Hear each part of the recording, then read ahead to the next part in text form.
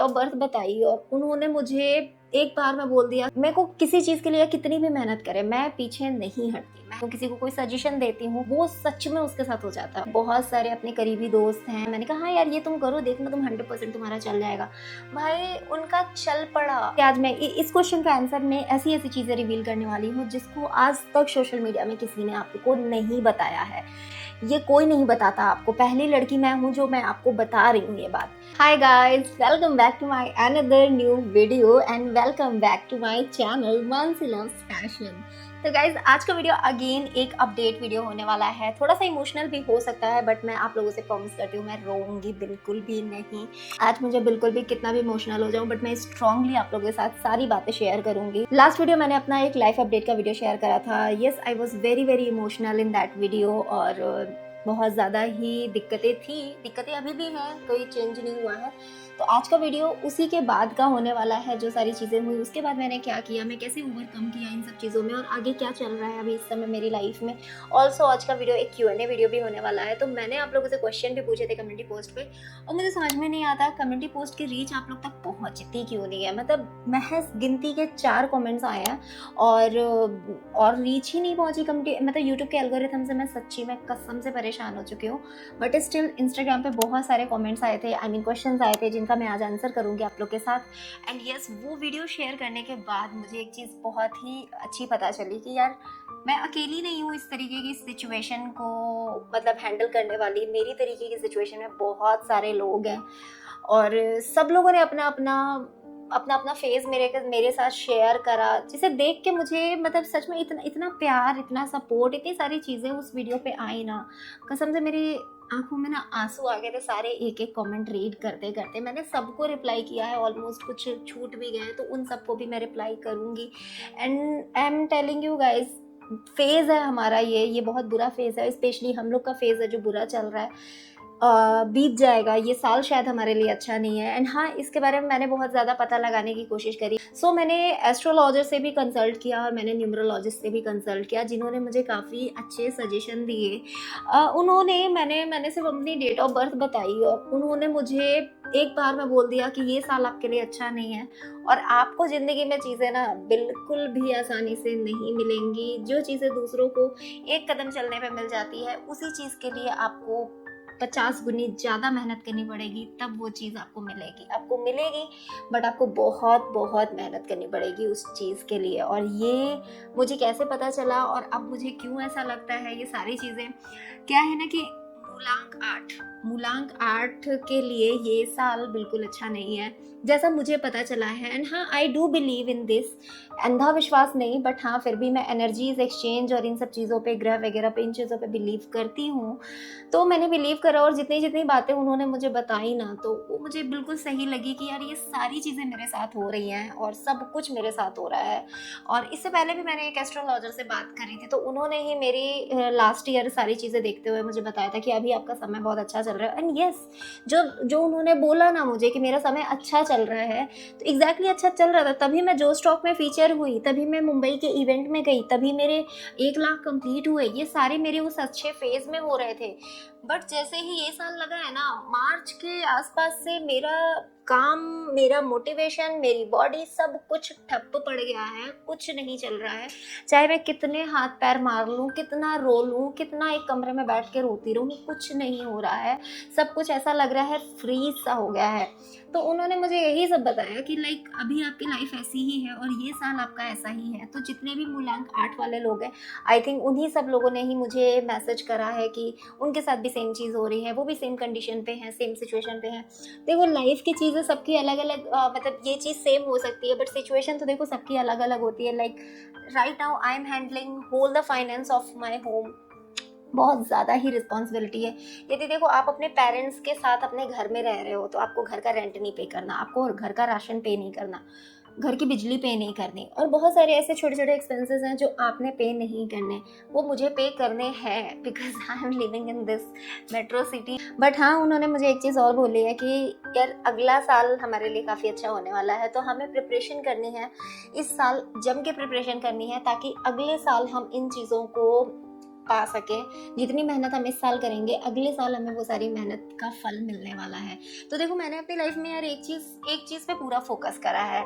पूरा फोकस ये है कि मैं मेहनत से कभी पीछे नहीं हटती, चाहे जैसी भी सिचुएशन लाइफ में आ जाए। मेरे को किसी चीज़ के लिए कितनी भी मेहनत करे, मैं पीछे नहीं हटती।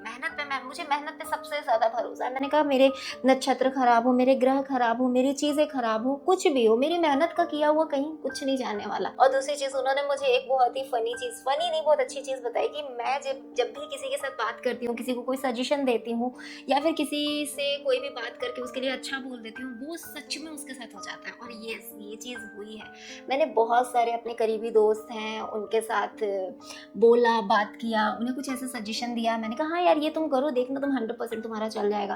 भाई उनका चल पड़ा, मतलब उनकी सारी चीज़ें चल पड़ी, उनके सोशल मीडिया रन कर पड़े, वो मेरे से आगे चले गए। और यही उन्होंने बोला कि आपका किया हुआ सच हो जाता है दूसरों के लिए, बट वही चीज़ आप पे खुद पे नहीं लगती। तो फिर भी ट्राई करो, आप खुद के लिए कभी गलत मत बोलो। लेकिन देखो इसमें एक चीज़ मुझे बहुत अच्छी मिली कि यार आप मजाक में भी ना खुद के लिए कभी गलत मत बोलो, चाहे मजाक हो चाहे कैसा भी हो, कुछ भी हो, सोचो भी नहीं खुद के लिए गलत।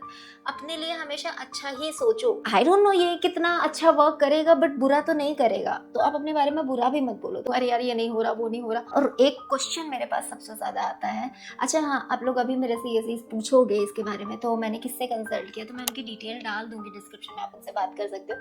इससे पहले मैंने एक एस्ट्रोलॉजर से कंसल्ट किया था एस्ट्रोटॉक पे, प्रद्युमन करके, एंड मेरा एक्सपीरियंस काफ़ी अच्छा रहा। उन्होंने ही मुझे बोला था ये पहनने के लिए, तो ये जैसे मैंने पहना तो फिर मेरी लाइफ में जो स्टॉक आया और मेरी लाइफ में मुंबई का इवेंट आया और भी कई सारी अच्छी अच्छी चीज़ें हुई। मैंने काफ़ी कुछ अच्छा काम किया है लास्ट ईयर में। मैंने घर में इतना इन्वेस्टमेंट करा है, घर को रिनोवेट करा है, पूरा बहुत ही भयंकर वर्क करा है, काफ़ी कुछ चीज़ें खरीदी हैं, एकदम मतलब बढ़िया से चला है लास्ट ईयर। बट ये साल मेरा ठप पड़ा हुआ है और मेरा अकाउंट बैलेंस भी ठप पड़ा हुआ है। रेस्ट उस वीडियो की बात करें तो उस वीडियो में बहुत तरीके के कमेंट आए, पॉजिटिव, बहुत सारे पॉजिटिव कमेंट आए। जैसे आप लोगों ने बताया, आपने अपनी सिचुएशन के बारे में सारी चीज़ें बोली एंड बताया, मैं बिल्कुल रिलेट कर पाई आप लोगों से कि यार हाँ सच में मैं अकेली इंसान नहीं हूँ जो इन चीज़ों से जूझ रही हूँ। और मुझे एक तरीके से बहुत अच्छा लगा कि यार आप लोग आए मेरे से बात करने, मेरे को बोलने, मेरे से कहने कि आप अकेले नहीं हो।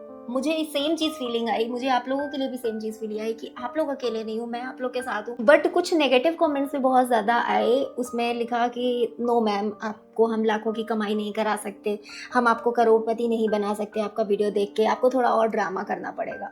यार मुझे समझ नहीं आता, आप किसी के इमोशन पे, किसी की दुखती रत पे हाथ नहीं रख सकते तो नमक तो मत छिड़को ना यार। मतलब ये क्या बात हुई। और आप मत कुछ बोलो, आपको नहीं समझ में आ रहा है मेरी बात, मेरी चीज़ें नहीं सही लग रही, आप निकल जाओ वीडियो से। ज़रूरी है किसी को हर्ट करना, इस तरीके की बातें बोलना? अच्छा नहीं बोल सकते तो बुरा भी तो मत बोलो ना। ये सारी मतलब मैंने तो आज तक अपनी कोई बात भी शेयर नहीं करी आज तक सोशल मीडिया पे, अपना दुख, अपना जो बैक में चीज़ें चलती हैं वो आज तक शेयर करा ही नहीं। फर्स्ट टाइम मैंने शेयर करा और मुझे लोग इस तरीके से, ठीक है 2-3 कमेंट्स ही ऐसे आए, बट मुझे लगा कुछ लोग के सजेशन भी थे जो मुझे ठीक है, मेरे को इक्वली बैलेंस लगे, क्योंकि सब लोग थोड़ा तो। और यार आप ऑडियंस हो, ऑब्वियसली आपके पास राइट्स है मुझे डांटने का, मुझे बोलने का। कुछ लोगों ने मुझे डांट के भी बोला कि अरे यार आप पागल हो क्या, आपने सोशल मीडिया को एकदम फर्स्ट इनकम बना के रखा हुआ है, ये प्राइमरी इनकम नहीं होती है, ये सेकेंडरी इनकम होती है, साइड इनकम होती है। और आपने यूं ही, आपने तो जॉब छोड़ी, हस्बैंड की भी जॉब छुड़वा दी, ऐसा क्यों किया आपने, ये गलत है। तो इन चीज़ों पे मैं एक ही चीज़ कहना चाहूँगी यार, देखो मतलब हम लोग पढ़े लिखे लोग हैं, हम अच्छी कंपनी में जॉब कर रहे थे, तो हमने यदि जॉब छोड़ी है तो हमने यूं ही बिना बैकअप प्लान्स के नहीं छोड़ी है। हमारे पास 3 साल का बैकअप है आगे, और हमने हर तरीके के प्लान सोच रखे हैं कि चीज़ें नहीं चलती हैं तो हम कैसे हमें सरवाइव करना है, किस तरीके से मैनेज करनी है चीज़। और यदि कुछ भी चलता ही नहीं है तो हमें क्या करना है, तो हमारे पास प्लान बी भी है, प्लान सी भी है। बट इसका मतलब ये नहीं होता है ना कि आप जहाँ पे मेहनत कर रहे हो वहाँ पे चीज़ें नहीं चल रही हैं तो आप सेविंग्स निकाल के अपना काम करना चालू कर दो। वो चीज़ तो सही कहीं से भी नहीं है ना। सेविंग्स हम रखते हैं अपनी इमरजेंसी के लिए कि भगवान ना करे कोई प्रॉब्लम आए लाइफ में, तो हम उस किसी अपने पैसों के लिए, किसी चीज़ के लिए मोहताज ना हो किसी के, कि हमें किसी से पैसे मांगने पड़ जाए। ट्राई करती हूँ कि रोना धोना बिल्कुल भी ना करूँ, क्योंकि मैं बहुत इमोशनल लड़की हूँ, बहुत जल्दी मेरी आंखों में आंसू आ जाते हैं। और 5 साल से आप लोग के सामने कभी शेयर नहीं करा, बट हाँ एक बंद कमरे में पीछे मैं बहुत रोती हूँ। जब भी मुझे ऐसे एंजाइटी होती है, मेरे को प्रॉब्लम होती है, तो मैं बहुत रोती हूँ और रोने के बाद मुझे ऐसा बहुत हल्का फील होता है। तो ऐसा नहीं है कि रोना बहुत बुरी चीज़ है, हाँ रो लो, रो लेने से दिल हल्का हो जाता है। यार कुछ लोगों ने तो हद ही पार कर दी, कुछ लोगों ने लड्डू को इतना उल्टा सीधा सुना दिया। मैंने कहा यार उस बच्चे की क्या गलती है इसमें? लोग बोल रहे तुमने कुत्ता क्यों पाल लिया, बच्चे के नाम पे तुम पैसे बोल रही हो और इधर कुत्ता पाल के बैठी हो। यार मुझे समझ ही नहीं आता लोग किसी की बात किसी और पे क्यों इस तरीके से करते हैं। उस बच्चे की क्या गलती है? वो बच्चा तो एक तो मेरी लाइफ में इतनी सारी खुशियां लेके आया है। जब तक लड्डू नहीं था ना मेरी लाइफ में, मैं अक्सर हर 2-3 दिन पे यूं ही रोती रहती थी और मुझे हर 2-3 महीने पे एंजाइटी अटैक्स आया करते थे और मैं बहुत ही ज्यादा ब्रेकडाउन, ये सब इन सारी चीजों से इतना ज्यादा जूझ रही थी ना, मैं बता नहीं सकती वो चीजें। वो जो दिन मेरे बीते हैं ना लड्डू से पहले वाले, वो बहुत ही ज्यादा एंजाइटी वाले थे। इसीलिए मैम लड्डू को घर में लेके आए और लड्डू इतना प्यारा बच्चा है भाई। सुबह सुबह जब मैं सोती रहती हूँ ना, मेरे पास आ जाता है। समटाइम मैं उसे जगाती हूँ, समटाइम वो मुझे जगाता है। हम दोनों लोग सुबह में मेरा एक्चुअली रूटीन मैंने उसके साथ बहुत अच्छा सेट कर लिया। अच्छा, रूटीन के साथ साथ मैंने एक चीज़ और याद आई मुझे कि बहुत सारे लोग मेरे से रूटीन पूछ रहे थे कि मेरा रूटीन है क्या और रूटीन सेट कैसे करती हूँ, चीज़ें मैनेज नहीं होती हैं। तो देखो, रूटीन सेट करने का एक ही सिर्फ तरीका है कि उठने का टाइम फिक्स करो। सोने का टाइम धीरे धीरे फिक्स होगा, आप लेट में सोते हो बट उठने का टाइम फिक्स करोगे तो धीरे धीरे सोने का टाइम भी अर्ली हो जाएगा। मैंने ऐसे ही करा। मेरा सोने का टाइम अभी भी बहुत ही ज़्यादा डिस्टर्ब है, बट मैं उठने का टाइम मैंने फिक्स कर लिया कि मेरे को 5:30 बजे उठना है। बहुत लेट हो गई तो 6:30 बजे, सम टाइम मेरी बॉडी बिल्कुल अलाउ नहीं करती तो 7:30 बजे। मैं उस बीच में उठ के स्किन केयर करके लड्डू को लेके नीचे वॉक पे चली जाऊँ। वॉक पे मैं उसे घुमा फिरा के अच्छे से, भोलू को खाना वाना दे के, सारी चीज़ें, वैसे ये मेरे डेली का काम है, ये सब कर कर आके फिर मैं वापस आती हूँ 7:30 बजे। और 7:30 बजे नहीं, 6:30 बजे घर आती हूँ, 6:30 पौने 7 बजे के आसपास। और आने के बाद घर में नहा के पूजा करके उसके बाद फिर मैं 8 बजे चली जाती हूँ योगा क्लास पे। और योगा क्लास से आने के बाद 9 बजे के बाद मैं फिर अब लग जाती हूँ अपने काम पे, अपनी एडिटिंग्स पे, या वीडियो पब्लिक करना है या कोई भी चीज़ है, उन सारी चीज़ों पे मैं लग जाती हूँ। तो ये मेरा रूटीन है। और रूटीन सेट करने का सिर्फ एक ही फॉर्मूला मुझे इन 5 सालों में समझ में आया है, वो ये है, उठने का टाइम फिक्स करो। क्योंकि जब आप जल्दी उठते हो ना मॉर्निंग में, तो आपके बहुत बड़ा दिन हो जाता है आपके लिए। ऑल्सो यदि उस वीडियो की बात करें तो उस वीडियो पे आप लोगों ने इतना ज़्यादा प्यार दिया, काश मैं आप सब लोगों से मिल पाती और ऐसे हक करके बहुत ढेर सारा प्यार कर पाती, आप लोगों के साथ मिल पाती, आप लोगों के साथ बैठ के बात कर पाती। बट सब लोग अलग अलग शहर में रहते हैं यार, सब लोगों से मिलना इतना आसान नहीं लगता है मुझे। तो हम एक चीज़ कर सकते हैं, हम लोग गूगल मीट पे मिल सकते हैं, सब लोग एक गूगल मीटिंग कर सकते हैं जिसपे मीट एंड गूगल मतलब online virtual meet and greet कर सकते हैं। Are you interested? मतलब मैं बहुत ज़्यादा इंटरेस्टेड हूँ 1-to-1 आप लोगों से बात करने के लिए, लाइक गूगल मीट पे मिलके उसके बाद फिर 1-to-1 मिल सकते हैं। इसके लिए देखो एक काम तो करना पड़ेगा, मैं एक गूगल फॉर्म डाल रही हूँ डिस्क्रिप्शन बॉक्स में, उसमें जाके वो फॉर्म भर देना तो आपका डिटेल्स मेरे पास आ जाएगा। इससे मैं आपको मीट एंड ग्रीट का इन्वाइट भेज पाऊँगी, नहीं तो मैं भेज नहीं पाऊँगी आप लोग को। तो हम लोग एक दिन फिक्स करके किसी भी दिन वीकेंड पे जब आप सब लोग फ्री हो गए ना, उस टाइम पे बहुत आराम से हम लोग सब लोग बातें कर सकते हैं। आप लोग मेरे से बातें कर सकते हो, स्पेशली मैं आप लोगों से बातें कर सकती हूँ।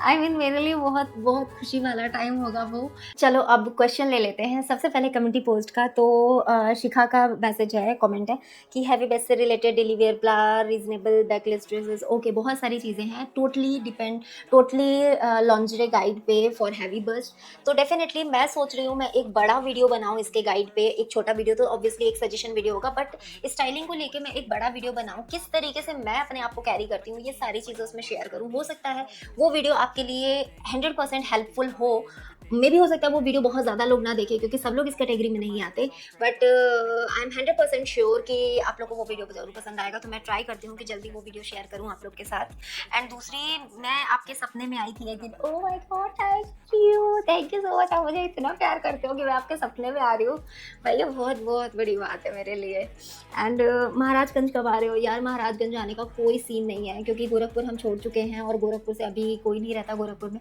तो फिर भी कभी गोरखपुर आना हुआ तो महाराजगंज का चक्कर लग सकता है, बट ये कोई गारंटी नहीं है कि कब आना होएगा, क्या होएगा, इसका कोई गारंटी। सोनिया, यूट्यूब पे ग्रो करना है, कितना टाइम लगा, कभी मन आया कि मैं छोड़ दूँ, व्यूज़ नहीं आ रहे, मेहनत इतना कर रहे हैं। यार देखो 100% ये चीज़ आती है माइंड में, बट हाँ एक चीज़ मुझे मेरे माइंड में कभी नहीं आती है कि मैं इस चीज़ को छोड़ दूँ, क्योंकि मैं ऐसी लड़की हूँ नहीं कि चीज़ों को छोड़ दूँ। मैंने किसी चीज़ के पीछे पड़ा है, किसी चीज़ को इतना बड़ा डिसीजन लेके शुरू करा है, तो चाहे जिस हद तक मुझे जाना पड़े, मतलब काम को लेके जिस हद तक मुझे मेहनत करनी पड़े मैं करूँगी। और चीज़ें नहीं चल रही हैं, मुझे पता है एक्सपेरिमेंट करना बहुत ज़रूरी है कि क्या चल रहा है क्या नहीं चल रहा है, कुछ नई चीज़ें ट्राई करो, आपकी ऑडियंस से पूछो क्या आपको चाहिए, क्या देखना चाहते हो, वो सारी चीज़ें ऑब्जर्व करो, उन सारी चीज़ों को लेके आओ। मैंने स्टार्टिंग के 2-3 साल बहुत सारी मिस्टेक्स करी हैं ऑडियंस और वीडियोस को लेके, मुझे पता है। मैंने ऑडियंस को कई जगह मैंने ऑडियंस को ध्यान में नहीं रखा, मैंने अपने मन से वीडियोस बनाते रहे, हमेशा ऑडियंस की रिक्वायरमेंट को ध्यान नहीं दिया। इस तरीके की बहुत सारी मिस्टेक मैंने करी है। मैंने बस ये सोचा कि यार मेरी तो इतनी सी ऑडियंस है, ये क्या ही मुझे बताएगी, मतलब मेरे को सजेशन देगी नहीं, इंटरेस्ट ही नहीं लेगी मुझे सजेशन देने में। बट 1-2 लोगों ने भी जो सजेशन दिया उसको मैंने नेग्लेक्ट कर दिया या इग्नोर कर दिया, इतना वैल्यू नहीं दिया। तो उन सारी चीज़ों की गलतियों का एहसास मुझे आज है कि मैंने ये सारी गलतियाँ करी हैं, और अब मुझे ये सब गलतियाँ नहीं करनी। आप लोगों के एक-एक सजेशन को मुझे मानना है और उससे आप लोगों के लिए एक अच्छा वीडियो सर्व करना है, जो भी आप देखना चाहते हो। तो मैं ये कहूँगी कि इसी तरीके से लगे रहो, सक्सेस मिलेगी, एक ना एक दिन मिलेगी, टाइम लगेगा बट मिलेगी। You changed a lot, what is your motivation? तो मेरा मोटिवेशन तो देखो मैं खुद हूँ, और मोटिवेशन का कोई एक सोर्स नहीं होता है। सबसे पहले यदि कंपटीशन आप अपने आप से कर रहे हो ना, तो चीज़ें ग्रो करते रहोगे, और आप ये चीज़ सोच के चलोगे कि हाँ मुझे एवरीडे कुछ नया करना है, तो मोटिवेशन आता रहता है। और ऐसा नहीं है कि मैं ऑल टाइम मोटिवेशन में ही रहती हूँ, मैं भी यूं ही उदास बैठी रहती हूँ, कभी किसी से बात करने का मन नहीं करता है, मन करता है कहीं भाग जाओ, अकेले बैठे रहो, कहीं कुछ नहीं करो, ना मोबाइल छुओ, ना लैपटॉप छुओ, ना लिखो पढ़ो, कोई कंटेंट के बारे में मत सोचो। सम टाइम इस तरीके के थॉट्स आते हैं, बट दैट्स ऑल्सो भी ओके, क्योंकि ये भी आपके लाइफ का मेंटल हेल्थ का पार्ट है। इसमें एक चीज़ मुझे हेल्प करती है, that is a meditation and yoga. मुझे तो बस ये जानना है कि आपका नेक कैसा है, दिकू पूछ रही है। तो यार मेरा नेक अभी ठीक है, but as a cervical patient मेरा नेक हमेशा ठीक कभी नहीं रहता है। हमेशा मेरे हेड में कभी ना कभी कुछ ना कुछ पेन रहता है, या ये सर मेरा पूरा भारी रहता है, ये आंखों के पास ये ऐसा लगता है जैसे किसी ने 2-2 किलो का सामान यहाँ पे रख दिया हो, इतना प्रेशर, इतना खिंचाव रहता है, ये पूरा पेन में रहता है, आंखें एकदम पेन में रहती हैं, और ये वाला पोर्शन मेरा ये जो है ना, ये चीज़ बहुत ज़्यादा पेन में रहती है। इन सब चीज़ों से मुझे कोई रिलीफ नहीं मिलता है, बस एक चीज़ मुझे रिलीफ देती है, वो ये है कि मेडिटेशन करते रहो, योगा करते रहो, ये चीज़ थोड़ा सा स्मूथ रखती है आपकी लाइफ को। Ankita, collab and earning idea share please with me, and video बना रही बट ग्रो नहीं हो रहा, जॉब के साथ मैनेज कर रही हो। यार देखो जॉब के साथ मैनेज कर रहे हो, और जॉब के साथ ही मैनेज करो जब तक आपका कोई एक ऐसा सस्टेनेबल प्लेटफॉर्म डेवलप नहीं हो जाता अच्छे से, जहाँ पे आपको लगे कि हाँ आप इक्वली अर्न कर रहे हो, जितना अर्न आप उधर अपने जॉब पे कर रहे थे उतना ही अर्न आप इधर कर पा रहे हो, तो ही आप अपने जॉब को छोड़ने के बारे में सोचना। अभी आप पार्ट टाइम ही हैंडल करो। मैंने भी 2 साल YouTube channel part time handle करा है, उसके बाद ही मैंने जॉब छोड़ी। तो ये अर्निंग आइडिया देखो ऐसा कुछ खास नहीं, आपको कंटेंट क्रिएशन रिलेटेबल बनाने पड़ेंगे, जो लोगों को चाहिए। यदि हॉल प्रोफाइल में जाना चाहते हो तो इन्वेस्टमेंट करना पड़ेगा बहुत ज़्यादा, और नॉलेजेबल में जाना चाहते हो तो आपको नॉलेज शेयर करनी पड़ेगी। आपको जो भी नॉलेज है आप वो शेयर कीजिए, हो सकता है आज व्यूज़ ना आए, कल को आपकी ऑडियंस डेवलप हो जाएगी और तब उन चीज़ों पे व्यूज़ आएंगे। मेरी अर्निंग क्या है, बहुत सारे लोगों ने एक ही क्वेश्चन पूछा है, तो मैं सोच रही हूँ इसका आंसर लास्ट में करती हूँ। If you don't mind, may I know your income, same question, and what about your job and earning before doing blog and videos? Nisha, मैं इससे पहले एक मल्टीनेशनल कंपनी में जॉब कर रही थी, and I was earning around 50 to 60K per month. Shweta पूछ रही है, I have a good chest size, and do something, और मैं क्या कोई सप्लीमेंट लेती हूँ? So I am not taking any supplement, this is just genetic वाली चीज़ें जो मेरी मदर के पास हैं, वो चीज़ें हमें ट्रांसफ़र होती हैं। आपका बॉडी स्ट्रक्चर जो होता है वो मदर से आपके पास ट्रांसफ़र होता है, तो वही चीज़ हमारे साथ भी हुई है। एंड दूसरी चीज़ ये है, कोई भी सप्लीमेंट लेना नहीं चाहिए इन चीज़ों के लिए, मैं ये रिकमेंड करूँगी। एंड तीसरी चीज़ ये है कि if you still want to do and still want to do this, तो आप भाई अपने डॉक्टर से कंसल्ट करो। विदाउट डॉक्टर कंसल्टेशन कुछ भी आगे करने की ज़रूरत नहीं है, क्योंकि सर्जरी ऑप्शन होता है, सिलिकॉन ब्रेस्ट वगैरह होते हैं, ये सारी चीज़ें अवेलेबल है, सर्जरी वगैरह सब कुछ अवेलेबल है, but without any doctor consultation किसी भी चीज़ पे मत जाओ। इतने सारे क्लोथ्स कैसे आते हैं और मैंने स्टार्टिंग में कैसे किया एज ए इन्फ्लुएंसर, देखो स्टार्टिंग इसका बहुत बड़ा आंसर होने वाला है, तो आराम से बैठ जाओ। देखो क्या है, और ऐसी ऐसी चीज़ें आज मैं इस क्वेश्चन का आंसर में ऐसी ऐसी चीज़ें रिवील करने वाली हूँ जिसको आज तक सोशल मीडिया में किसी ने आपको नहीं बताया है। ये कोई नहीं बताता आपको, पहली लड़की मैं हूँ जो मैं आपको बता रही हूँ ये बात। तो देखो सोशल मीडिया पे स्टार्टिंग में मैंने खुद के इन्वेस्टमेंट करे, मैं जॉब करती थी, उससे इन्वेस्टमेंट करके ही पैसे डाल के ही अपने हॉल वीडियोज़ या वीडियोज़ जो भी थे, ड्रिपिंग वीडियोज़ या अलग वीडियोज़, जो भी मुझे इन्वेस्टमेंट लगा वो सारी चीज़ें मैंने खुद से करी, चाहे माइक हो जाए, चाहे लाइट हो जाए, सब कुछ, ईच एंड एवरीथिंग। लेकिन जब आप एक स्टेज पे पहुंच जाते हो, आप एक लेवल पे पहुंच जाते हो, तब आपको चीज़ें मिलती हैं। कैसे मिलती हैं? 2-3 तरीके अर्निंग करने के। एक तो एफिलिएट मार्केटिंग, ठीक है। एफिलिएट मार्केटिंग क्या होता है? जो हम आपको लिंक प्रोवाइड करते हैं ना, हम आपको डिस्क्रिप्शन बॉक्स में जो लिंक देते हैं, जो हम आपको शॉर्ट्स पे, कम्युनिटी पोस्ट पे लिंक देते हैं, जो बाय करने के लिए हम आपको लिंक देते हैं, उससे हमें अर्निंग होती है। और अर्निंग ऐसा नहीं है कि हमने आपको एक लिंक दिया और उससे हमें 100, 200, 50,000 रुपए अर्निंग हो गई, ऐसा कुछ भी नहीं होता है। बहुत ही छोटे छोटे से परसेंटेज होते हैं, किसी में 5%, किसी में 2%, किसी में 0.9%, किसी में 9%। तो बहुत छोटे छोटे परसेंटेज होते हैं जो कि दिखते भी नहीं है, यदि 2-4 ही चीज़ें बाई हुई है तो। यदि आप लोग में से 1000 लोगों ने बाय करा, जैसे सपोज एक प्रोडक्ट को 1000 लोगों ने बाय करा, तब हमें कोई एक दिखने वाला अमाउंट मिलेगा कि हाँ ये 5% पे, 4% पे हमें इतना अमाउंट मिला। तो 1000 लोगों ने बाय किया तब वो अमाउंट बड़ा होता है, 2-4 लोगों से कुछ नहीं होता। तो जितना ज़्यादा आपका वीडियो चलता है उतना ज़्यादा एफिलिएट इनकम आने के चांसेस बढ़ते हैं। तो ये चीज़ होती है। तो एफिलिएट इनकम एक इनकम सोर्स है, और जितने भी लोग लिंक शेयर करते हैं सब लोग एफिलिएट इनकम से अर्न करते हैं, मैं भी अर्न करती हूँ, और वही हमारा एक मेजर इनकम सोर्स होता है। अदरवाइज हम अर्न करेंगे कहाँ से? दूसरा इनकम सोर्स होता है कोलाब्रेशन, जो कि जरूरी नहीं है आपको हर मंथ में आए। जैसे मेरे साथ अभी जो कंडीशन चल रही है वो यही है, पिछले जनवरी से मेरे पास कोई ढंग का कोलाब्रेशन नहीं है जिसमें कि मैंने थोड़े अच्छे अमाउंट अर्न करे हों, जिससे कि मैं अपना घर चला सकूँ, अपनी चीज़ें खरीद सकूँ, अपनी इन्वेस्टमेंट कर सकूँ। ऐसा कुछ भी नहीं हुआ है। तो मेरे पास एक एफिलिएट इनकम ही है लिए दिए, जिससे कि मेरा घर खर्चा चल रहा है, ये ही है। एंड दूसरी चीज़ होती है आपका, आप ये रिटर्न्स कैसे मैनेज करते हो? इसमें ये भी क्वेश्चन है कि आप रिटर्न कैसे मैनेज करते हो, एंड आप क्या करते हो इतने सारे कपड़ों का, कैसे डील करते हो इनके साथ। तो देखो, जब आप एक प्लेटफॉर्म पे पहुंच जाते हो ना, जो अच्छे क्रिएटर्स हो जाते हैं, जो बड़े क्रिएटर्स हो जाते हैं, जिनकी सेल्स बहुत अच्छी होती है, उनकी प्रोफाइल एक जो होती है वो वाइट लिस्ट हो जाती है। अब वाइट लिस्ट होना क्या होता है? वाइट लिस्ट होने के लिए जो आपका अकाउंट होता है उसमें आप 100% जो भी सामान है वो मंगा के 100% सामान रिटर्न कर सकते हो। ये आपको मीशो भी देता है, ये आपको अमेजोन भी देता है, ये आपको मिंत्रा भी देता है, एंड बाकी प्लेटफॉर्म भी इसी तरीके से देते हैं, वाइट लिस्ट अकाउंट कर देते हैं आपका। तो जो भी मंगाओ आप वापस कर सकते हो। बट इसमें कंडीशंस ये होती हैं कि आपका कपड़ा गंदा नहीं होना चाहिए। आप वीडियो बना रहे हो, आप वीडियो बनाओ अच्छे से, उसे तह लगा के प्रॉपर तरीके से वापस करो। बट ये गिने चुने कुछ ही क्रिएटर्स को मिलता है, जैसे मुझे इस मंथ में मिला है, इससे पहले नहीं था मेरे पास वाइट लिस्ट अकाउंट।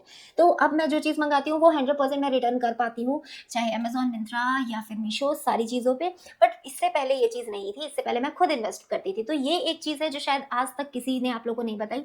तो यस, हम लोग 100% रिटर्न करने के लिए एलिजिबल हैं, और बहुत कम ऐसे लोग हैं जो 100% रिटर्न करने के लिए एलिजिबल हैं। Sakshi, please try coord set from Meesho in embroidery. अरे 100% यार, 100%। मुझे भी स्टार्ट करना है product review, please guide me. आपको इन्वेस्ट करना पड़ेगा, स्टार्टिंग में पैसे डालने पड़ेंगे हर वीडियो पे, और आपको रिटर्न भी पूरा नहीं मिलेगा, बिकॉज आपका अकाउंट ब्लॉक हो जाएगा। आपका कस्टमर अकाउंट होगा, आपका क्रिएटर अकाउंट नहीं होगा। और क्रिएटर अकाउंट यूं ही नहीं मिलता, सिर्फ कहने से, बोलने से या अपनी प्रोफाइल दिखा देने से नहीं होता।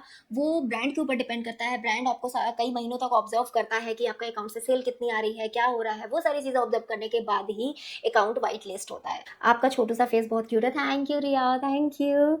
आप कैसे कर लेते हो सब कुछ कल्याणी? बस एक चीज़ है ना, मेरे अंदर बस एक चीज़ है, मेरे अंदर हार ना मानने वाली चीज़ है। चाहे कैसी भी कंडीशन हो जाए, मैं गिरती हूँ, पड़ती हूँ, मैं बहुत हताश हो जाती हूँ। मैं आप ही लोग की तरह हूँ, कुछ अलग नहीं है मेरे अंदर। I am just like you guys. जैसे आप लोग घर में कभी बैठे रहते हो, कुछ मन नहीं होता है करने का, ऐसे लेटे हुए हैं, स्क्रॉल किए जा रहे हैं, ऐसा मेरे साथ भी होता है। सेम चीज़ होता है कि सुबह उठे, मोबाइल उठाया, ओ भाई स्क्रॉल करते हुए 1 घंटे निकल गए। यार बैठे हैं, लेटे हैं, कुछ मन ही नहीं हो रहा है करने का, उठने का। यहाँ तक कि इतना मन नहीं हो रहा है कि उठो चाय बना लो खुद के लिए। मेरे साथ भी होता है सेम चीज़ें, लेकिन मैं इन चीज़ों को ज़्यादा दिन तक कैरी नहीं करती हूँ। लेकिन जब ये तरीके के फेज़ मेरे साथ आते हैं, हमेशा आते हैं, अक्सर आते हैं, तो मैं इन चीज़ों में ज़्यादा रुकती नहीं हूँ। इस फेज़ में मैं खुद को पुश करती हूँ इस तरीके के फेज़ से बाहर निकलने के लिए। तो जब भी इस तरीके की चीज़ें आती है ना, तो मैं अपनी लाइफ में कुछ ना कुछ एक एक्टिविटी ऐड कर देती हूँ। जैसे ये चीज़ें मेरे अंदर, मेरी लाइफ में आई, मैंने योगा ऐड कर दिया। मेरे अंदर और भी ज़्यादा ऐसे आलस, जैसे ऐसे इस तरीके की चीज़ें आए, तो मैंने सुबह जल्दी उठने वाला एक सिस्टम ऐड कर दिया कि भाई कुछ भी हो जाए, दुनिया इधर की उधर हो जाए, मुझे सुबह जल्दी उठना है। चाहे मैं कितने बजे भी सोऊं, मैं 2 बजे भी रात में सोती हूँ ना, तो मैं सुबह मैक्स 7:30 बजे तक उठ जाऊंगी मैक्सिमम, इससे ज़्यादा लेट बिल्कुल नहीं। How is your your qualification and आपकी लव मैरिज है क्या? नहीं नहीं, हमारी लव मैरिज नहीं है, हमारी अरेंज मैरिज है, प्रॉपर अरेंज मैरिज है, जिसमें मम्मी पापा पहले बात करते हैं फिर बच्चे बात करते हैं, वो वाली अरेंज मैरिज है हमारी। एंड मेरी क्वालिफिकेशन क्या है, तो मैंने BCA करा है, वो भी डिस्टेंस लर्निंग से, और इससे पहले मैंने इलेक्ट्रिकल डिप्लोमा किया है, तो this is my qualification. And आपकी age and what about your children? मेरे चिल्ड्रन अभी नहीं है, मेरा 4 पैर वाला अभी बच्चा है, मेरा पेट, मेरा लड्डू प्यारा बच्चा, वही मेरा भी बच्चा है। अभी मैं बच्चे के बारे में प्लान नहीं कर रही हूँ, एंड डेफिनेटली यदि मैं प्लान करूँगी तो आप लोग के साथ 100% सबसे पहले शेयर करूँगी।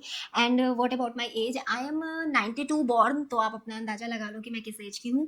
Okay, and how much approx do you earn from YouTube? And same question, monthly earning of both and your husband? See, husband की अभी एज अ मेजर कोई अर्निंग नहीं है, अभी ही is only creating content because I am supporting him. Content creation के लिए मैंने उनको बोल ही दिया है सीधा सीधा कि आपको अर्निंग की तरफ फोकस करने की जरूरत नहीं है, आप सिर्फ ट्राई करो अच्छे ब्रांड्स के साथ काम करने का। और जब आप अच्छे ब्रांड्स के साथ काम करते हो और आप थोड़े स्मॉल लेवल पे होते हो तो वो बार्टर कोलैबोरेशन करते हैं। बट मेरा सोचना ये है कि ठीक है, आप बड़े ब्रांड्स के साथ काम करो, बार्टर में कर रहे हो कि पेड में कर रहे हो, इससे फर्क नहीं पड़ता। आपकी प्रोफाइल के हिसाब से आप एक बड़े ब्रांड के साथ काम कर रहे हो, ये दिखना ज्यादा मैटर करता है। Earning per month, same question, baby का प्लान कर रहे हो? 100% आप लोगों को ही सबसे पहले बताऊंगी how to edit. I edit my videos on Filmora, और मोबाइल में मैं एडिट करती हूँ आजकल इन शॉर्ट से, तो 2 टूल यूज़ हो रहे हैं इस समय। लैपटॉप से मैं फिल्मोरा से एडिट करती हूँ। Okay, what's the earning of influencer? ठीक है, ये भी मैं बाद में बताऊंगी। Can you please suggest me how to start fashion influencer journey? See, first of all आपको सोचना पड़ेगा कि आपको किस नीश में वीडियो बनाना है। फैशन में भी मतलब आपको क्या वीडियो बनाना है, स्टाइलिंग वीडियो बनाना है, हॉल वीडियोस बनाने हैं, या फिर कुछ और तरीके का वीडियो बनाना है, हैक्स पे वीडियोस बनाने हैं, ये आपको सोचना पड़ेगा। ये देखो, हॉल प्रोफाइल में घुसना है तो इन्वेस्टमेंट करने पड़ेगे काफ़ी, एंड अदर स्टाइलिंग वगैरह पे चलना है तो इतना ज़्यादा नहीं, आपको दिमाग लगाना पड़ेगा स्टाइलिंग। यदि आपको स्टाइलिंग आती है तो बेस्ट पार्ट है, यदि नहीं आती तो पहले सीखो, उसके बाद अपनी ऑडियंस को बताओ। धीरे धीरे आपकी ऑडियंस बिल्ड होगी। Tell your favourite type of footwear? So in sari mostly I wear this kind of a heel, इतना ही, इससे ज़्यादा नहीं, क्योंकि इससे ज़्यादा हील मैं पहनूंगी ना तो मेरी तो पैरों की बैंड बच जाएगी। एंड मोस्टली मैं हमेशा बाटा की फुटवेयर प्रेफर करती हूँ पहनना, क्योंकि उसमें जो मुझे कंफर्ट मिलता है वो किसी अनदर फुटवेयर में नहीं मिलता है। हाँ, स्केचर्स में भी आती हैं बहुत अच्छी फुटवेयर, उसको भी ट्राई कर सकते हैं। Share your love story? इसके लिए मुझे अलग से वीडियो बनाना पड़ेगा, बहुत बड़ा हो जाएगा कि कैसे मिले, क्या हुआ, लव स्टोरी क्या, मतलब अरेंज मैरिज है बट येस हमारी भी लव स्टोरी है, बट डेफिनेटली एक पर्टिकुलर वीडियो बनाऊंगी इसके लिए। मैं was deciding to start my YouTube channel and about earning? See, earning को सोच के चलोगे, अभी घुसोगे यूट्यूब चैनल पे तो कुछ नहीं होने वाला है, क्योंकि आज की डेट में इतना कंपटीशन टफ हो चुका है। आपका जब एजेंडा ही सिर्फ अर्निंग को लेकर है तो मुश्किल है चीज़ें कर पाना। आपको एजेंडा ये लेके चलना पड़ेगा कि आप अपनी ऑडियंस बिल्ड करो, अच्छी चीज़ें बताओ, आप एक अच्छा ज्ञान दो लोगों को, अच्छी चीज़ें, अच्छे वीडियोस बनाओ, तो जैसे जैसे ऑडियंस बिल्ड होगी ना आपकी, अर्निंग तो अपने आप आ जाएगी। आप वडोदरा विजिट करना तो मैं आपको यहाँ के लोकल शॉपिंग पे लेके चलूंगी। Oh thank you so much Shraddha, 100% Gujarat आऊँगी कभी तो मैं ज़रूर जाऊँगी और आप लोगों से ज़रूर मिलूंगी। एंड हाँ, मुझे लोकल शॉप्स पे जाना बहुत अच्छा लगता है, जैसे दिल्ली का मार्केट है सरोजनी, मुझे पसंद है, और फिर अनदर जगह का लोकल मार्केट हर जगह का होता है, जैसे जयपुर का था बापू मार्केट में, वहाँ गई थी तो बड़ा मज़ा आता है, छोटी छोटी चीज़ें लेना ना अलग ही खुशी है। How much do you earn on monthly basis? Same question. Hi did you want to hi दीदी want some tips to increase my views and followers insta इस डिचिंग बडिंग अकाउंट से? यार ये देखो बहुत ही ज़्यादा प्रॉब्लम है, मैं खुद इस चीज़ों से जूझ रही हूँ तो मैं क्या ही बताऊँ, पड़ेगा अच्छा कंटेंट बनाओ और कुछ नहीं कर सकते हैं, रिलेटेबल कंटेंट बनाने की कोशिश करो, और फॉलोअर्स इंक्रीज तभी होंगे जब आपके अच्छे व्यूज़ आएंगे, और अच्छा कंटेंट बनाओगे तो ही चलेगा, रिलेटेबल कंटेंट बनाओ। Please help me out with my correct bra size? तो मैं डेफिनेटली एक और वीडियो बनाने वाली हूँ how to find your bra size इस पे, तो आपको उस पर एकदम करेक्ट आंसर मिल जाएगा, क्योंकि जिसके सैगी ब्रेस्ट होते हैं ना उनका कप साइज सही नहीं मिलता है, क्योंकि आप जब मेजरमेंट करते हो तो ब्रेस्ट एक्चुअली नीचे चले जाते हैं, तो आप सही मेजरमेंट ले ही नहीं पाते हो, नहीं आएगा, ऑब्वियस सी बात है। और बस बैंड साइज आपका एकदम सही होता है, तो कप साइज में हेरा फेरी होती है, कप साइज हमेशा नापने पे छोटा आता है बट होता आपका कप साइज ज्यादा है। और सेम क्वेश्चंस मेरा लास्ट वाले वीडियो पे भी आया था कि आपका ब्रेस्ट साइज दिखने में बहुत बड़ा है तो इसमें इतना छोटा कप साइज कैसे आया है, तो वो इस वजह से आता है क्योंकि सैगी है, सैगी होने से क्या होता है आपका नंबर्स काउंट करने में कम आएंगे बट होते ज्यादा है। तो जैसे मुझे तो पता है मेरा नंबर क्या है, लेकिन मुझे तो वीडियो बना के दिखाना है ना कि किस तरीके से आपको मेजरमेंट करना है। अब मैं यदि नॉर्मल ब्रेस्ट को बोलूं कि यार ऐसा इतना आगे नापो और इसके बाद इतना बढ़ा देना, तो वो नॉर्मल ब्रेस्ट पे काउंट नहीं होगा। तो अब मैं एक स्पेशल वीडियो बनाऊंगी सैगी ब्रेस्ट को कैसे नापना है उस तरीके का, I think that will definitely help you. The glowing skin चाहिए, स्किन केयर करो भाई, स्किन केयर डेली सुबह शाम। जॉब जॉब के आगे कुछ लिखा ही नहीं है, समझ में नहीं आया क्या मतलब है। Which platform give you money, Instagram और यूट्यूब? देखो इट डिपेंड्स कि आप चल कहाँ पे ज़्यादा रहे हो। यदि आपको इंस्टाग्राम पे ज़्यादा व्यूज़ हैं, इंस्टाग्राम पे ज़्यादा व्यूज़ हैं और यूट्यूब पे भी सेम व्यूज़ हैं, तो आप इंस्टाग्राम पे ज़्यादा अर्न करोगे। लेकिन यदि यूट्यूब पे आपके बड़े वीडियो में अच्छे व्यूज़ है, यदि बड़े व्यूज़ में 40-50 हज़ार व्यूज़ यदि आ रहे हैं, तो आप समझ लो जो भी बंदा यदि हॉल वीडियोस बना रहा है या फिर 40-50 हज़ार उसके व्यूज़ आ रहे हैं, तो ये मान के चलो वो बंदा लाखों में कमा रहा है। लाखों का मतलब ये नहीं कि 50 लाख तुम गिनती करने लग जाओ। ऐसा नहीं कि मतलब एक वीडियो से बहुत आराम से 1-2 लाख रुपए बहुत आराम से वो कमा रहा है, यदि उसके वीडियो पे 40-50 हज़ार व्यूज़ आ रहे हैं बड़े वीडियोस पे। शॉर्ट वीडियो की तो बात ही छोड़ दो, क्योंकि शॉर्ट्स पे तो अब लिंक क्लिक होते ही नहीं है, और कम्युनिटी पोस्ट पे हमें लिंक शेयर करने पड़ते हैं, और कम्युनिटी पोस्ट की रीच इतनी ज़्यादा नॉर्मली होती नहीं है। तो ये बहुत ही ज़्यादा दिक्कत वाला सीन हो गया हम सभी क्रिएटर्स के साथ। तो ये चीज़ है। तो वैसे तो यदि आप बिगिनर हो तो इंस्टाग्राम पे आपको अर्निंग ईजिली मिलेगी, जो कि यूट्यूब पे इतनी आसानी से नहीं आएगी। इन यूट्यूब पे जब आप दिखना चालू करोगे ना, जैसे यूट्यूब पे 10-15 हज़ार फॉलोअर्स सब्सक्राइबर्स पे आई डोंट थिंक सो कि कोई अच्छी कोलाब्रेशन मिलते हैं कि नहीं, बट इंस्टाग्राम पे आपको 10-15 हज़ार फॉलोअर्स पे कोलाब्रेशन मिलना चालू हो सकते हैं, और आपको छोटे छोटे अमाउंट्स पे पेड कोलाब्रेशन भी मिल सकते हैं आराम से। बट आई थिंक यूट्यूब पे इतना आसान नहीं होता, यूट्यूब पे चीज़ें में टाइम लगता है, और यदि आपकी चलती हैं चीज़ें तो आप इंस्टाग्राम से भी ज़्यादा अर्न करते हो। Currently you are earning, baby planning already answered. What kind of footwear do you choose to wear with blazer? See blazer पे डिपेंड करता है कि आप नीचे क्या पहन रहे हो, लाइक बॉटम वेयर आपका क्या है। वैसे मैं प्रेफर करती हूँ बूट्स पहनना, मुझे थाई हाई बूट, मुझे नी length boot, ankle length boot, ये सब तरीके के बूट्स पसंद है। Education qualification already answered. Hello the, please मेरा एक पर्सनल प्रॉब्लम है, पर्सनल मैसेज, अच्छा ठीक है, ओके अनु।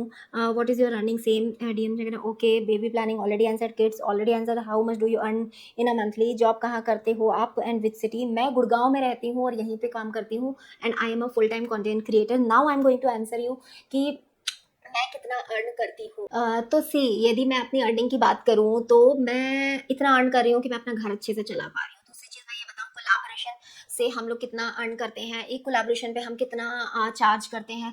तो मैं एक कोलाबोरेशन के लिए एक ठीक ठाक अमाउंट चार्ज करती हूँ, जैसे लाइक 50,000, डिपेंड करता है। लेकिन जैसा कि आप लोग को पता है मेरे पास पिछले 3-4 महीने से एक भी कोलाबोरेशन नहीं है, तो I did not get any single amount from collaboration.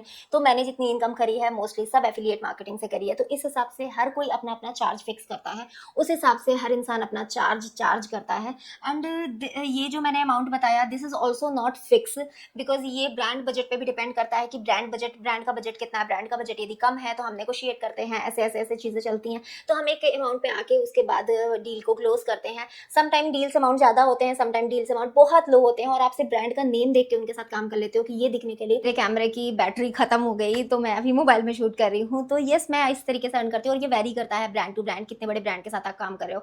कोई स्मॉल बिजनेस होता है, उनके पास बहुत ही कम पैसा होता है, तो उनके साथ कम पैसे में भी काम करते हैं। तो डिपेंड करता है सारी चीजें। समटाइम्स हम बार्टर में भी काम करते हैं, and let me tell you, barter में काम करना कोई बुरा नहीं है, डिपेंड्स कि आप किस ब्रांड के साथ काम कर रहे हो। बार्टर में काम, ब्यूटी प्रोडक्ट्स के लिए बार्टर में काम करना बहुत ही मुश्किल है, क्योंकि देखो यदि मैं भी बार्टर में समटाइम काम करती हूँ, जैसे किसी चिकनकारी ब्रांड का हुआ और मुझे अच्छा लग रहा है उसका कुर्ता, मुझे जरूरत है, और वो कहती है कि आप बार्टर में कोलैबोरेशन कर लो, तो ठीक है, मुझे जरूरत है ना, तो मैं कर सकती हूँ। होम ग्रोन ब्रांड ही है ना, और अपने होम ग्रोन ब्रांड्स को तो प्रमोट करना ही चाहिए। दूसरी चीज, यदि आपके पास बार्टर कोलैबोरेशन आ रहे हैं तो आप देखो कि वो ब्रांड कैसा है। कोई बड़ा ब्रांड है जिससे आपको एक विजिबिलिटी मिल सकती है, तो आप उसके साथ बार्टर कोलैबोरेशन कर लो, क्योंकि दुनिया को नहीं पता आपने बार्टर काम करा है या फिर पेड काम करा है।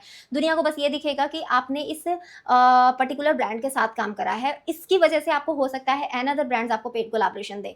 तो ये सारी चीजें होती हैं, इस तरीके से सोच समझ के चलना पड़ता है। तो बार्टर कोलैबोरेशन बुरे भी नहीं है, क्योंकि मैंने भी स्टार्टिंग में बहुत बार्टर कोलैबोरेशन करे हैं, लाइक बहुत ज्यादा। दूसरी चीज, एक लास्ट क्वेश्चन रह गया था एफिलिएट इनकम को लेके, कि एफिलिएट इनकम अर्न कैसे करते हैं। तो एफिलिएट इनकम कई जगह से आप अर्न कर सकते हो, जैसे सबसे अच्छा प्लेटफॉर्म है एफिलिएट इनकम अर्न करने का अमेजॉन एकदम ट्रांसपेरेंट प्लेटफॉर्म है, मैं सबसे ज़्यादा उसी पर ट्रस्ट करती हूँ। अमेजॉन का प्लेटफॉर्म इतना ज़्यादा सही है कि आपको जितनी आपके सेल हो रही है वो, और जो रिटर्न हो रहे हैं वो सारी चीज़ें इक्वली मैनेज होती रहती हैं, एकदम ट्रांसपेरेंट प्लेटफॉर्म। और इसके साथ साथ आपके बहुत सारे प्लेटफॉर्म ऐसे हैं जो आपको मीशो के लिए एफिलिएट, और मिंत्रा के लिए एफिलिएट, आजियो के लिए, फ्लिपकार्ट, इन सब चीज़ों के लिए एफिलिएट देते हैं। बहुत सारे अदर वेबसाइट्स के लिए भी एफिलिएट अलग से देते हैं। तो इनमें से बहुत सारे प्लेटफॉर्म है। मैं करेंटली काम कर रही हूँ हॉलपैक के साथ, और मैंने लेला के साथ भी काम किया, मैंने विशलिंग के साथ भी काम किया। बट बट विशलिंग के साथ मैंने काम छोड़ दिया है और लेला के साथ मैं बहुत कम काम करती हूँ। विशलिंग के साथ काम छोड़ने का रीज़न बहुत सारा है, क्योंकि क्वेश्चन भी मुझे बहुत सारे आते रहते हैं। येस, मेरा एक्सपीरियंस बिल्कुल भी अच्छा नहीं रहा विशलिंग के साथ। विशलिंग ने बहुत ही ज़्यादा पैसे काटे हैं, बहुत ज़्यादा रिटर्न दिखा के। It's a huge amount and this is personally my opinion. जो मेरे साथ हुआ है मैं वो चीज़ आपको साथ शेयर करूँ। कल को कोई मुझे आके बोलता है कोई बात कि अरे ऐसे कैसे बोल रहे हो, तो भाई जो चीज़ मेरे साथ हुई है मैं वो ही चीज़ आपके साथ शेयर कर रही हूँ। सबसे बुरी चीज़ जो हुई है, उन्होंने 110% तक के लोगों के पैसे काटे हैं। मेरे तो 90% तक के पैसे काटे हैं। लाइक आप पूरे महीने काम करके एंड में आप अपना पैसा चाह रहे हो, सोच रहे हो आप ये पैसा आपको आएगा, आपने 50-60 हज़ार रुपये अर्न कर लिए, अब आप सोच रहे हो ये पैसा आपके में ट्रांसफर होगा, लेकिन अगले ही दिन रिटर्न दिखा के आपका वो पूरा 50 का 50,000 60,000 रुपये माइनस कर दिया जाता है। सम टाइम वो आपके अर्निंग अमाउंट से ज़्यादा ही अमाउंट रिटर्न दिखा के माइनस कर दिया जाता है कि 10,000 रुपये आपका बचा हुआ है, अब आप अगले महीने अर्न करोगे तो वो हम उसमें से काटेंगे। इसमें इतना झोल है, ये रिटर्न अमाउंट जिस तरीके से कटे हैं ना इतने बड़े-बड़े, ये कहीं से भी मुझे जस्टिफाई नहीं लगे, क्योंकि किस तरीके से ये रिटर्न, जो चीज़ आपकी ऑर्डर आज प्लेस हो रहा है उसका 30 दिन का रिटर्न पीरियड होता है, या ज़्यादा से ज़्यादा 15 दिन का, 10 दिन का। डेटा 10 दिन में बन जाता है, ठीक है, फिर भी आपका डेटा बना नहीं और आपका डेटा आगे जा रहा है। ये चीज़ समझ नहीं आ रही। मतलब जो रिटर्न आपके 3-4 महीने पहले का रिटर्न दिखा के आपने सारी चीज़ें काट ली, ये चीज़ मुझे बहुत गलत लगी। बहुत सारे लोगों का बहुत मेजर पैसा कटा है, सो दैट मैंने विशलिंग के साथ काम करना बंद कर दिया। और विशलिंग के साथ मेरा और भी गंदा एक्सपीरियंस रहा है कि they are not treating equally to every creator. वो सिर्फ और सिर्फ पर्टिकुलर 2-3 क्रिएटर्स को प्रमोट करते रहते हैं, बात करते रहते हैं, उन्हीं के साथ सारी चीज़ें रहती हैं। बट जिन्होंने उन्हें स्टार्टिंग में जितना हेल्प आउट किया, जिस समय विशलिंग कुछ भी नहीं था, उस टाइम पे जितने लोगों ने उनकी हेल्प करी, जितने लोगों ने उनके साथ काम किया, जिनकी वजह से वो आगे आए, उन सभी को इन्होंने नकार दिया। किसी मतलब रिस्पेक्ट, देखो सी मेरी नज़र में ये है कि आपको बिजनेस किससे ज़्यादा मिल रहा है, किससे कम मिल रहा है, दैट इज़ अ डिफरेंट नज़रिया, ठीक है। लेकिन रिस्पेक्ट इक्वली सभी क्रिएटर की सेम होनी चाहिए। आप किसी को अलग रिस्पेक्ट, किसी को ओवर रिस्पेक्ट, किसी को कम रिस्पेक्ट, किसी को नो रिस्पेक्ट, ये सारी चीज़ें नहीं कर सकते। मतलब इन चीज़ों के लिए मेरे को बहुत अजीब लगा। लाइक उनकी टीम भी इन चीज़ों को लेके बिल्कुल भी नहीं है, आपको बहुत ही ज़्यादा हल्के में लेगी। आप कितना भी काम कर लो, आपकी चीज़ों का रिस्पॉन्स नहीं करेगी, आपके मैसेजेस का रिस्पॉन्स नहीं करेगी। सम टाइम आपको बहुत ज़्यादा नेग्लेक्ट किया जाएगा। मेरे साथ तो अच्छा नहीं हुआ, मेरे साथ बिहेवियर भी इनका अच्छा नहीं रहा। मेरे जिस तरीके जो रिस्पेक्ट मुझे मिलनी चाहिए वो रिस्पेक्ट मुझे नहीं मिली। मेरे साथ बहुत सारे फेलो क्रिएटर्स हैं, उनको भी ऐसी अच्छी रिस्पेक्ट नहीं मिली। तो बस गिने चुने 2-4 लोगों को ही ये आगे बढ़ाना चाहते हैं, उन्हीं के आगे पीछे घूमते रहते हैं। तो बस वो सारी चीज़ें मुझे देखने मिली, जो चीज़ मैंने दिखी वही चीज़ मैं आज आपके साथ शेयर कर रही हूँ। तो येस, मेरा एक्सपीरियंस नहीं रहा उनके साथ अच्छा, दैट्स इट। और मैं अभी काम कर रही हूँ हॉलपैक के साथ कर रही हूँ। मैं हॉलपैक की भी कोई गारंटी नहीं लेती कि कौन क्या है कैसा है, कल को वो भी पैसे ज़्यादा काटने लगे तो मैं किसी की गारंटी नहीं ले रही हूँ। लेकिन हाँ, करंट में मेरा उनके साथ एक्सपीरियंस अच्छा है कि उनका भी जो प्लेटफॉर्म है वो अमेजोन की तरह काम करता है, प्लस माइनस इक्वली चलता है, सारी चीज़ें बहुत ही टाइम टू टाइम अपडेट होती हैं। तो ये चीज़ मुझे थोड़ी सी उनकी अच्छी लगती है। बाकी लेला भी पैसे बहुत काटता है, तो लेला के साथ जो लोग कर रहे हैं वो भी अभी पैसे कटिंग के फेज में आ ही चुके होंगे। तो देखो, एफिलिएट मार्केटिंग मुझे जो बेस्ट लगती है वो सिर्फ और सिर्फ अमेजोन की है।